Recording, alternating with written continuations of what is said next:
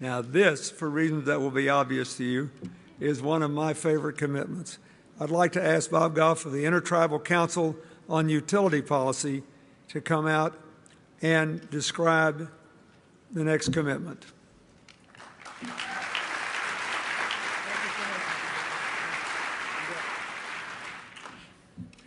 Ogalala. It's my pleasure to invite to the stage leaders from 6 Sioux nations. Wayne Ducheneau from Cheyenne River, Eric Big Eagle from Crow Creek, Thurman Canoyer from Yankton, Cyril Scott from Rosebud, Brian Brewer from Ogalala, Robert Shepard from the Sisseton Wahpeton,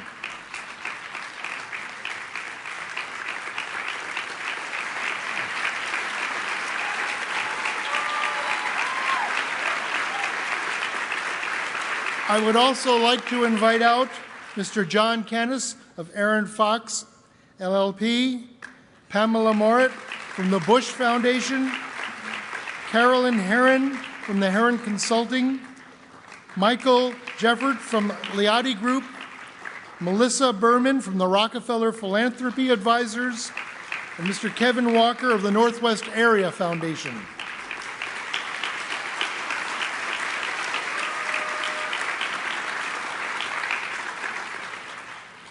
This is what the challenge is. Wind power is domestically sourced, can't be depleted, and creates no air pollution. If fully developed, South Dakota's wind power alone could meet 75% of the nation's energy, and some of South Dakota's best locations for wind power development are on tribal lands. Yet, only one commercial wind project exists on tribal lands to date. This is due in large part to governance and regulatory issues that limit tribes' ability to benefit from the tax incentives and revenue creation associated with wind power. How we are addressing that. Through this 2013 commitment, together with our private, nonprofit, and philanthropic sector partners, including our own and others represented on the stage, 6 tribes of the Great Sioux Nation of South Dakota will establish the Oyate Power Authority for the purpose of developing a tribally owned 1,000 megawatt commercial scaled distributed generation wind farm and transmission system. This multi-tribal thank you. This multi-tribal power authority will be funded by private grants, investments, and more than $2 billion in public power bonds. This bonding authority gives the tribes the means to finance the wind project and still retain ownership of these assets. This innovative commitment will more than double the wind power capacity of South Dakota, resulting in 550 clean energy jobs created or filled, and generate surplus revenues that will be invested back into our tribal communities. Thank you.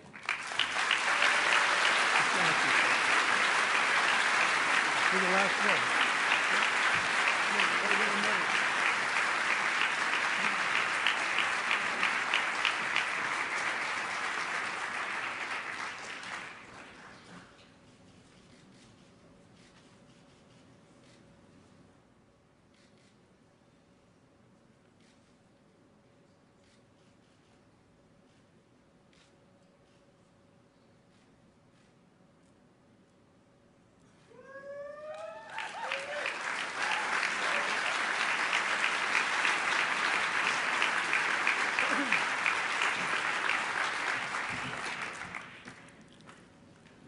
I would like to explain why this is such a big deal, potentially an even bigger deal than the announcement. First of all, when this project is completed, it is so large, South Dakota will go from second or third in the country in the percentage of its baseload electrical generating capacity in wind to first.